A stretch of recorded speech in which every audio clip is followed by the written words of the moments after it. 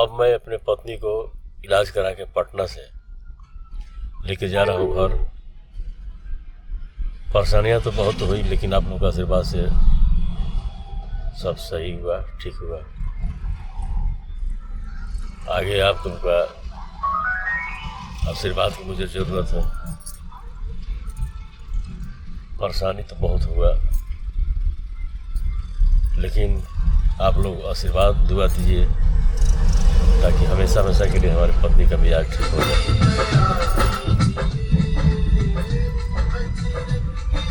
और कल हम अपना चेकअप कराए तो हमारा भी बीपी 200 हो गया था। इसलिए कि टेंशन जिंदगी में परेशानियां मनुष्य को झुका देता है, मजबूर कर देता है। लेकिन ईश्वर की कृपा से, मालिक की कृपा से, आप लोगों का आशीर्वाद से ठीक हो गया। अब मैं अभी रास्ते में हूँ।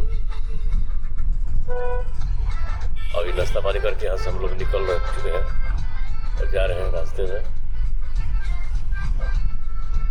समय नहीं मिला कि हम हॉस्पिटल में वीडियो बनाएं, क्योंकि वहाँ पर लोग मना करते थे, बनाने की नहीं। लेकिन थोड़ा थोड़ा हम प्रयास करेंगे, क्योंकि हम भी थोड़ा सा आप लोग का आशीर्वाद से शांति मुझे भी मिला, राहत मिला।